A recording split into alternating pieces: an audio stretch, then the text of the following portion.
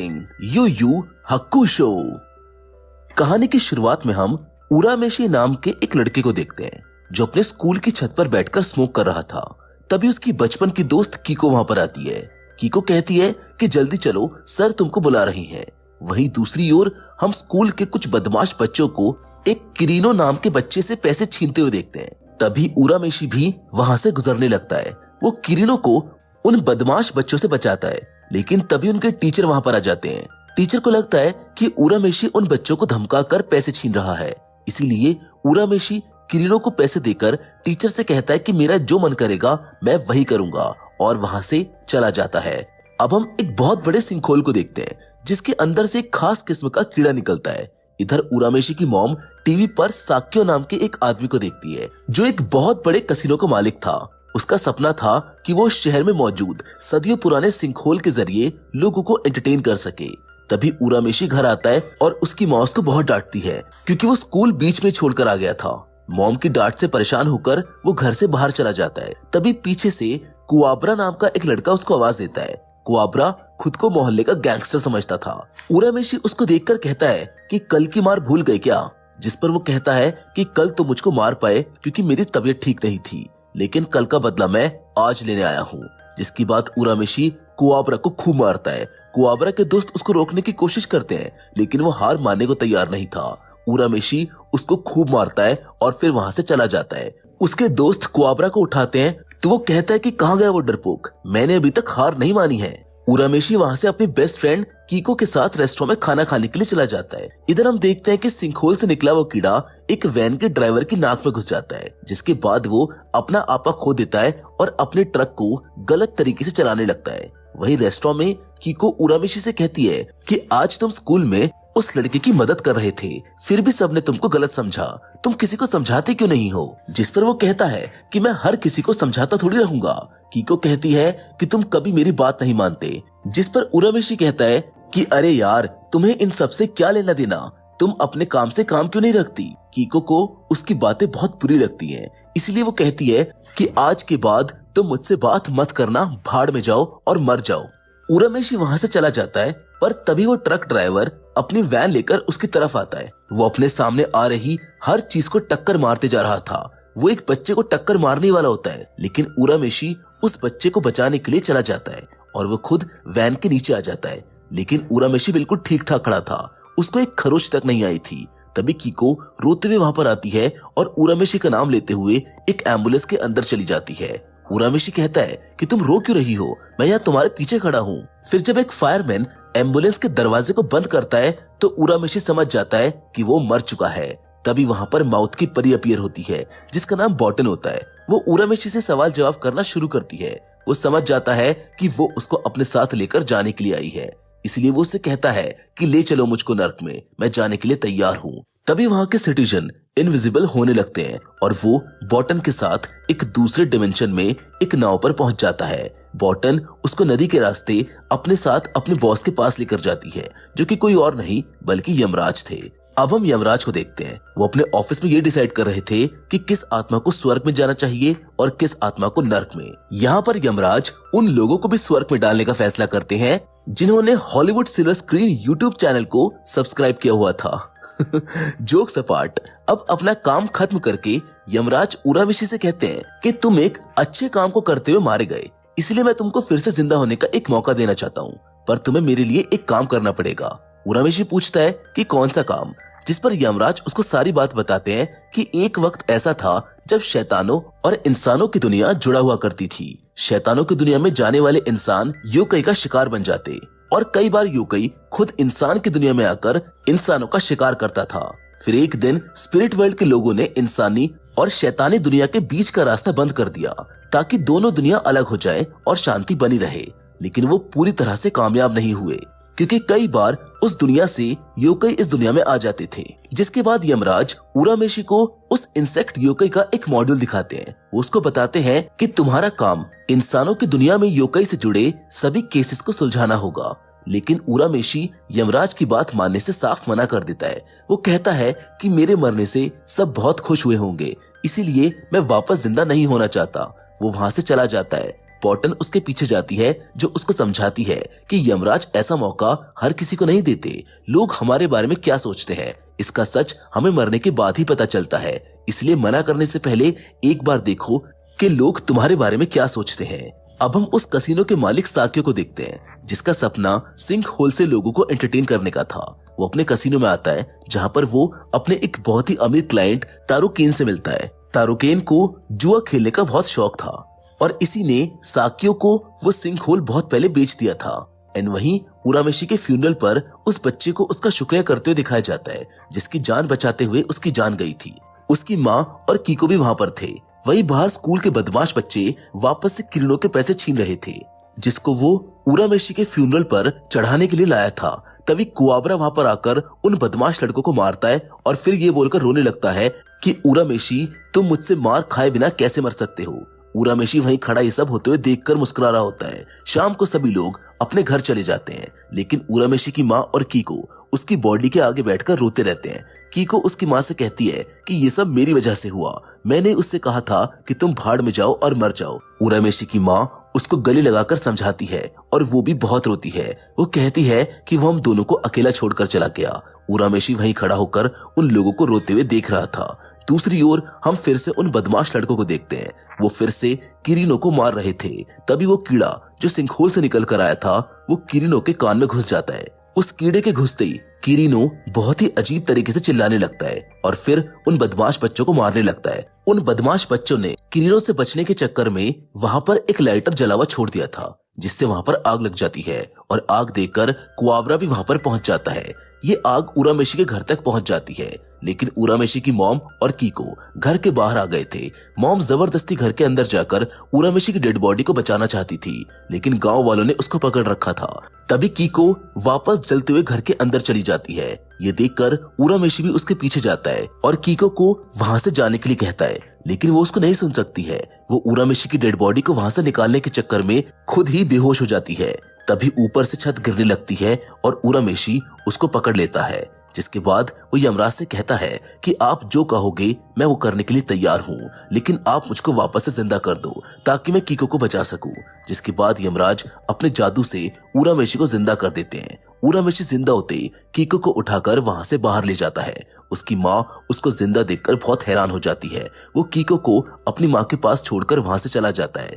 तभी उसको यमराज की आवाज सुनाई देती है। वो कहते हैं कि एक योकाई मॉन्स्टर ने एक बच्चे को अपने वश में कर रखा है, तुम्हें उसको रोकना होगा। उरामेशी जब वहां पर पहुंचता है तो वो देखता है कि वो बच्चा किरीनो है। कुआबरा और उसके दोस्त उसको रोकने के चक्कर में उससे मार खा रहे थे। किरीनो उन लोगों को बहुत ही बेरहमी से मार रहा था। तभी वहां पर उरामेशी आ जाता है और किरीनो से लड़ने लगता है, लेकिन उसके अंदर का योकाई मॉन्स्टर उसको भी मारता है।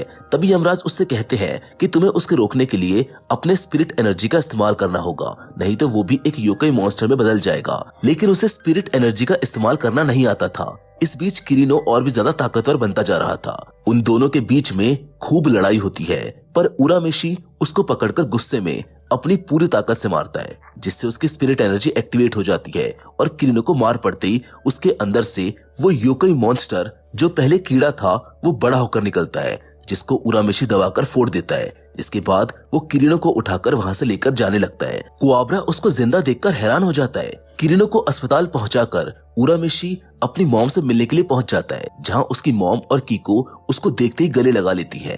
अब हम एक जैसे देखने वाले कुछ योकाई मॉन्स्टर्स को देखते हैं, जो कि कुछ इंसानों को मारकर उनसे एक मिरर, एक खंजर और एक गोले को छीन लेते हैं। लेकिन तभी वहां पर गोकी, कुरामा और ही नाम के 3 थोड़े बहुत इंसानों की तरह दिखने वाले योकाई मॉन्स्टर उन मॉन्स्टर पर हमला करके उनसे वो खंजर, गोला और मिरर ले लेते हैं। नेक्स्ट डे दिखाया जाता है जहाँ कुछ बच्चे पार्क में खेल रहे थे। तभी एकदम से वो सारे बच्चे बेहोश हो जाते हैं और उनकी आत्मा निकलकर उस गोले में चली जाती है।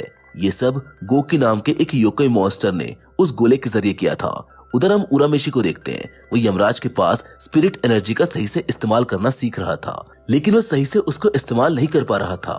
तभी यमराज उसको वो 3 हथियार दिखाते हैं जिसे उन 3 योकाई मॉन्स्टर ने इंसानों से चुराया था। वो उसे कहते हैं कि ये खतरनाक हथियार 3 योकाई मॉन्स्टर्स के पास है, अगर उनसे वो हथियार नहीं छीना तो इंसानों की दुनिया तबाह हो जाएगी। तभी बॉटन यमराज को उसके टीवी पर देखने को कहती है। वो लोग देखते हैं कि शहर के बहुत से बच्चे बेहोश होकर गिर चुके हैं, जिसके बाद उरामेशी उन बच्चों को देखने के लिए अस्पताल पहुंच जाता है जहां बहुत सारे बच्चे कोमा में जा चुके थे।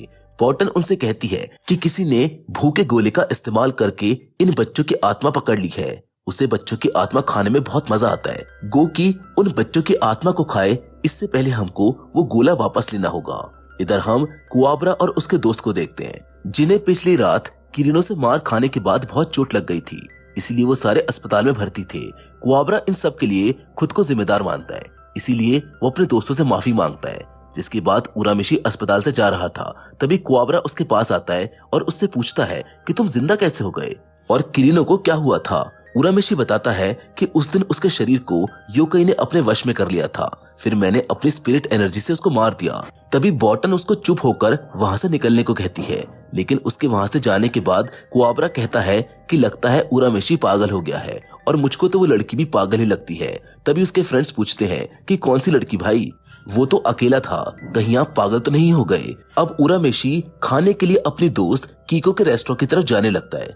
तभी ग्राउंड में खेल रहे बच्चे बेहोश होने लगते हैं। उरामेशी भागते हुए वहां पर जाता है तो वहां से गोकी को जाते हुए देख लेता है। उरामेशी उसको रोकने के लिए उसके पीछे जाने लगता है, लेकिन तभी गोकी अपने असली रूप में आकर उरामेशी पर हमला कर देता है। इस बीच गोकी की नजर कुरामा पर पड़ती है जो दूर खड़ा उसको मार खाते हुए देख रहा था। गोकी उरामेशी के ऊपर बहुत हमले करता है, लेकिन वो हर बार उससे किसी न किसी तरीके से बच रहा था। फिर उरामेशी छुप कर गोकी पर हमला करता है, लेकिन गोकी उसे गर्दन से पकड़ लेता है। तभी वहां पर वो बच्चा आता है जिसकी जान बचाने के चक्कर में उरामेशी मारा गया था। वो गोकी से कहता है कि मेरे भैया को छोड़ दो। उसको देखकर गोकी कहता है कि ये बच्चा तो बहुत स्वादिष्ट लगता है। वो उरामेशी को छोड़कर गोले से उस बच्चे की आत्मा पकड़कर उसको खाने लगता है, लेकिन तभी उरामेशी उसके ऊपर चढ़कर अपने मन से स्पिरिट एनर्जी का इस्तेमाल करने की कोशिश करता है, जिससे कि एक जोरदार धमाका होता है और गोकी नीचे गिर जाता है। उसके मरते ही उस गोले से सभी बच्चों की आत्मा निकलकर उनके शरीर में चली जाती है। वो बच्चा भी ठीक हो जाता है। अब हम तारू केन को देखते हैं। उसने एक योकई मॉन्स्टर को कैद करके रखा हुआ था, जिसके रोने पर उसकी आंखों से सुनहरे मोती निकलते थे। इसीलिए तारू केन अपने सिगरेट से उसका हाथ चला देता है। वो रोती है तो उसके आंखों से मोती निकलता है, जिसको लेकर वो वहां से चला जाता है। दूसरी ओर उरामेशी बोतन को बता रहा होता है कि कुरामा मुझे गोकी से लड़ते हुए देख रहा था, लेकिन उसने गोकी की मदद नहीं की। बॉटन उसको बताती है कि वो दिखता इंसानों की तरह है, लेकिन वो एक योकई है। मिरर ऑफ डार्कनेस उसी के पास है, जिससे वो जो चाहे वो उससे मांग सकता है, लेकिन वो अपनी इच्छा सिर्फ पूर्णिमा की रात को ही पूरी कर सकता है। इसलिए हमें पूर्णिमा से पहले वो मिरर उससे छीनना होगा, नहीं तो वो उससे कोई भी बुरी शक्ति मांग सकता है। इसी बीच हम देखते हैं कि कुआब्रा भी छुप छुप कर इन दोनों की बातें सुन रहा था। तभी एकदम से बॉटन वहां से गायब हो जाती है। अब हम ही नाम के एक योकई मॉन्स्टर को देखते हैं जो एक तलवारबाज था। ही ने जो खंजर उस मॉन्स्टर से छीना था वो उससे अपने सर में छेद कर लेता है। इधर उरामेशी की नजर कुरामा पर पड़ती है। वो उसके पीछे चला जाता है। उरामेशी उसके पीछे पीछे अस्पताल पहुंच जाता है, लेकिन तभी कुरामा वहां से गायब होकर उरामेशी के पीछे अपीयर होता है। वो उससे कहता है कि जब मेरा काम हो जाएगा तब मैं तुमको मिरर ऑफ डार्कनेस वापस लौटा दूंगा। तभी सामने से एक औरत कुरामा से कहती है कि तुम आ गए बेटा। वो औरत उरामेशी को उसका दोस्त समझती है। वो उससे माफी मांगते हुए कहता है कि मुझको पता है ये मेरी वजह से तुम लोगों के साथ घूमने नहीं जाता। जिसके बाद कुरामा उरामेशी को अपने साथ लेकर जाता है। वो उसको बताता है कि 17 साल पहले एक शिकारी योकई ने मुझ पर हमला किया था। उससे बचने के लिए मैं अपनी माँ के पेट में पल रहे बच्चे में समा गया। उन्होंने मुझको अपने बच्चे की तरह पाला। मैं चाहता तो भाग सकता था, लेकिन अब वो मेरी माँ है और मैं उसका बच्चा। कुरामा बताता है कि मेरी माँ के पास बस 1 महीने का वक्त बचा है, इसलिए मैं बस इस मिरर की मदद से अपनी माँ को बचाना चाहता हूँ। उसके बाद मैं मिरर ऑफ डार्कनेस को तुमको वापस लौटा दूंगा। इसी बीच हम झाड़ियों में कुआब्रा को देखते हैं जो छुपकर उनकी बातें सुन रहा था। वहीं यमराज और बॉटन भी सब देख रहे थे। ये सुनकर बॉटन के तो आंसू निकल जाते हैं। अब उरामेशी रमेन खाने के लिए कीको के रेस्टोरेंट में चला जाता है, लेकिन वो अभी भी कुरामा के बारे में ही सोच रहा था। तभी वो कीको से पूछता है कि क्या कोई बुरा इंसान अच्छा भी हो सकता है, जिस पर वो कहती है कि अब खुद को ही देख लो।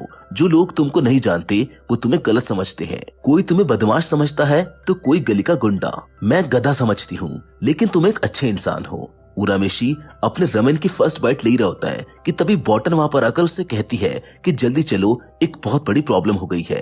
वो उसके पास जाता है तो वो उसको बताती है कि मिरर ऑफ डार्कनेस इच्छा तो पूरी करता है, लेकिन इसके बदले वो इच्छा मांगने वाले की जान भी छीन लेता है। आज पूर्णिमा की रात है, इसीलिए उरामेशी वहां से जाने लगता है। लेकिन तभी वहां पर कुआबरा आ जाता है और उससे कहता है कि तुम उसको नहीं बचा पाओगे, क्योंकि योकई वो शैतान है जो पूरा का पूरा शहर तबाह कर सकते हैं। लेकिन उरामेशी कुआबरा को धक्का देकर वहां से भाग जाता है। इधर कुरामा की माँ की हालत खराब होने लगती है, इसीलिए वो मिरर ऑफ डार्कनेस के अंदर अपना हाथ डालकर उससे अपनी माँ की जिंदगी मांगता है, जिससे कि वो उस मिरर के अंदर चला जाता है, जिससे वहां पर एक पोर्टल ओपन होता है। लेकिन तभी उरामेशी भी उस पोर्टल में चला जाता है। उसे वहां देखकर कुरामा उससे कहता है कि तुम यहाँ पर क्या कर रहे हो, चले जाओ यहाँ से, मुझको अपनी माँ की जान बचाने दो। जिस पर उरामेशी कहता है कि तुम तो चले जाओगे, लेकिन इसके बाद जो तुम्हारी माँ के दिल पर बीतेगा तुम उसको देखकर बहुत पछताओगे।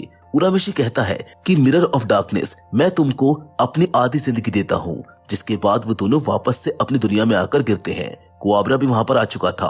वो उरामेशी को उठाकर कहता है कि उठ जा साले, तू नहीं मर सकता, मैंने तो तुमको अभी तक हराया भी नहीं। तभी वो होश में आ जाता है। कुरामा की माँ भी ठीक हो जाती है, क्योंकि उरामेशी ने मिरर ऑफ डार्कनेस को अपनी आधी जिंदगी देकर कुरामा की माँ को ठीक कर दिया था। अब हम ही को देखते हैं, जिसने उस खंजर से अपने सर में होल करने के बाद उसने अपनी तीसरी आंख को ओपन कर लिया था, जो एक सुनहरे मोती को देखकर किसी को ढूंढने की कोशिश करने लगता है। तभी उसे एक कार दिखाई देती है और वो अपनी तलवार लेकर वहां से निकल जाता है। उस कार के वो बीच में से 2 टुकड़े कर देता है, जिसके बाद वो उस कार से एक सुनहरे मोती को चुरा लेता है। दरअसल ये उसी लड़की के आंसू थे जिसे तारुकेन ने अपने पास कैद कर रखा था, और ही को उस लड़की की तलाश बहुत समय से थी, क्योंकि वो उसी की बहन थी। मोती की चोरी की खबर जब तारुकेन तक पहुंचती है तो वो साक्यो को फोन करके बताता है कि तुम्हारे शैतानी द्वार खोलने की वजह से मेरा बहुत नुकसान हुआ है। आज किसी योकई ने मेरा चमत्कारी मोती चुरा लिया है। जिस पर साक्यो कहता है कि आप कोइनमा को लेकर मेरे घर आ जाए, मैं आपको उसके ढेर सारे आंसू निकलवा कर दूंगा। तभी वो अपने एक आदमी टोगुरो को बुलाकर उससे कहता है कि तुम्हारे लिए एक जरूरी काम है। टोगुरो जब सामने आता है तो हम देखते हैं कि वो भी एक योकाई मॉन्स्टर था, जो बहुत बड़ा था, और उसके कंधे पर बैठा हुआ मॉन्स्टर उसका बड़ा भाई सुसुई था, वो भी एक मॉन्स्टर था। अब हम देखते हैं उरामेशी उस जादुई खंजर को हासिल करने के लिए तारुकेन की हवेली में घुसने की कोशिश कर रहा था, क्योंकि यमराज ने उसको बताया था कि ही अपनी बहन की तलाश में वहां पर जरूर जाएगा। यमराज तारुकेन को ही से बचकर रहने को भी कहते हैं, क्योंकि वो खंजर जिसके भी पास होता है वो बहुत ही ज्यादा शक्तिशाली बन जाता है। तभी वहां पर फायरिंग शुरू हो जाती है, लेकिन ही गोलियों से भी तेज था। तभी उरामेशी उसके पास जाकर उससे जादुई खंजर लेने के लिए उस पर हमला कर देता है, लेकिन ही उसको बहुत मारता है। उरामेशी अपनी स्पिरिट एनर्जी का इस्तेमाल करना चाहता था, लेकिन वो नहीं कर पाता, क्योंकि उसने अभी तक उसका सही से इस्तेमाल करना नहीं सीखा था। ही उरामेशी से कहता है कि मैं तुमको नहीं मारना चाहता, फिर वो वहां से चला जाता है। वहीं पर हम तारुकेन के हेलीकॉप्टर को देखते हैं। वो कोइनमा को एक पिंजरे में बंद करके साक्यो के आइलैंड पर ले जाता है। साक्यो तारुकेन को अपने आइलैंड पर मौजूद एक खास तरह के क्लब में ले जाता है, जहां पर वो 2 योकोई को लड़वाता था, और तारुकेन जैसे अमीर लोग उस पर पैसे लगाते थे। वो तारुकेन के सामने एक नमूना पेश करता है, जहां पर वो एक योकोई मॉन्स्टर और टोगुरो को आमने सामने छोड़ देता है। टोगुरो अपने बॉडी को इंक्रीज करता है और फिर एक ही पंच में उस योकोई मॉन्स्टर के चिथड़े उड़ा देता है। टोगुरो को देखने के बाद तारुकेन उसे अपना बॉडीगार्ड बना लेता है। इसके बाद वो कोइनमा को देखने के लिए उसके सेल में जाता है, लेकिन वो वहां से भाग चुकी थी। तभी हम देखते हैं कि तारुकेन का एक आदमी कोइनमा को लेकर वहां से भाग रहा था, क्योंकि कोइनमा की शक्ल उसकी बहन से मिलती थी, इसीलिए वो उसको उन लोगों से आजाद करना चाहता था। तभी टोगुरो का छोटा भाई सुत्सुई उनके सामने आ जाता है। वो आदमी सुत्सुई के ऊपर गोली चला देता है, लेकिन उसका सर फटकर खुद ब खुद जुड़ जाता है, जिसके बाद वो उस आदमी को मार देता है। उसे मरता हुआ देखकर कोइनमा रोने लगती है, और उसके रोने की वजह से तारुकेन को ढेर सारे मोती मिल जाते हैं। तारुकेन साक्यो से कहता है कि जिस योकाई ने मेरे घर पर हमला किया था तुम उसको भी ठिकाने लगा दो। जिस पर वो कहता है कि आप परेशान मत हो, मेरे आदमी सब देख लेंगे। साक्यो ये सब इसलिए कर रहा था क्योंकि जिस सिंकहोल से वो योकाई को बाहर निकाल रहा था वो सिंकहोल तारुकेन की जगह पर ही था। उधर उरामेशी ही से हारने के बाद बहुत परेशान दिख रहा था। तभी बॉटन उससे कहती है कि तुम हार गए क्योंकि तुम अपने स्पिरिट एनर्जी का सही से इस्तेमाल नहीं कर पाए, इसलिए यमराज ने तुमको ट्रेनिंग देने के लिए एक मशहूर फाइटर मास्टर जिनकाई के पास जाने को कहा है। वो स्पिरिट वेव का इस्तेमाल करके तुम्हारे शरीर के स्पिरिट एनर्जी को जगाएगा। तभी दूर खड़ा कुआबरा चिल्लाकर बॉटन से कहता है कि वो ट्रेनिंग पर अकेला नहीं जाएगा, मैं भी उसके साथ जाऊंगा। जिसके बाद वो दोनों मास्टर जेनकाई के पास पहुंच जाते हैं, लेकिन मास्टर कुआबरा को वहां देखकर उससे पूछती है कि तुम यहाँ पर क्यों आए हो। जिस पर वो कहता है कि मैं भी आपसे ट्रेनिंग लेकर पीछे खड़े मेरे दुश्मन को हराना चाहता हूँ। जिस पर उरामेशी कहता है लेकिन मैं तो तुम्हें अपना दुश्मन नहीं मानता हूँ। दोनों के बीच बहस होने लगती है जिससे कि गुरुमा को गुस्सा आ जाता है। गुरुमा जब गुस्से में चिल्लाती है तो वो दोनों नीचे गिर जाते हैं। अब उन दोनों की ट्रेनिंग शुरू हो जाती है। गुरुमा उरामेशी को अपने ऊपर हमला करने को कहती है।